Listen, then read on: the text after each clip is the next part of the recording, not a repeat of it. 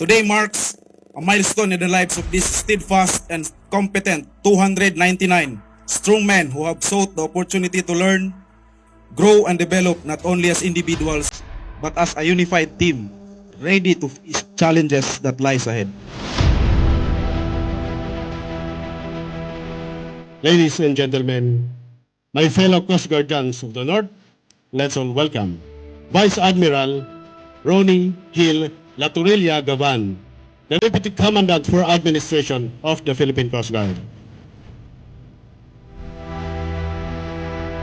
I'd like to congratulate the parents of these fine gentlemen for making that bold decision to send to us your sons.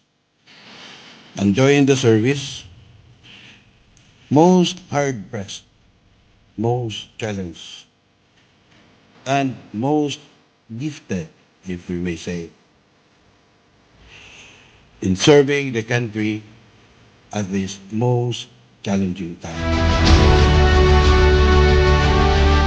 Remember that every challenge is an opportunity for growth, and every setback is a chance to come back stronger. By the power vested in me as the representative of the Commandant today, I hereby declare the CG Non-Officer Scores Class 104-2023 convened, effective this day. Congratulations, everyone. I wish you a successful and enriching training ahead, and I have no doubt that you will emerge from the experience stronger, more skilled, and ready to protect and serve our nation.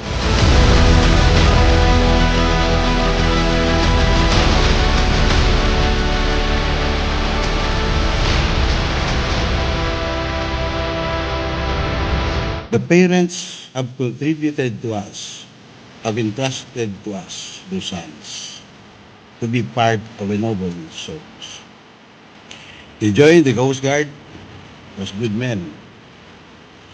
I want them to graduate as better men.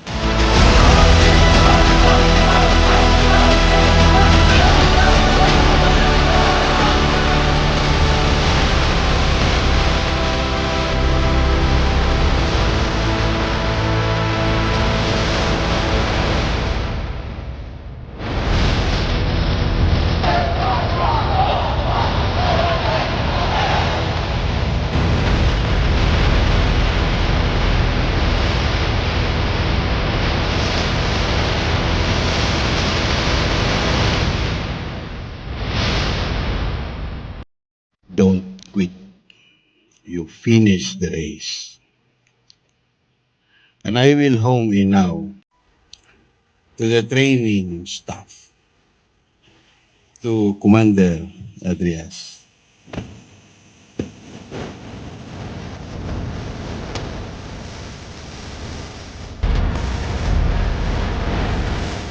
I wish that as the newly installed RTC commander, you will set the tone, you will create the environment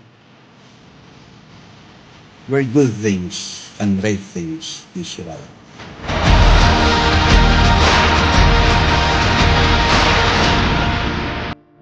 Na imbag na aldaw, kada kayo amin, agyaman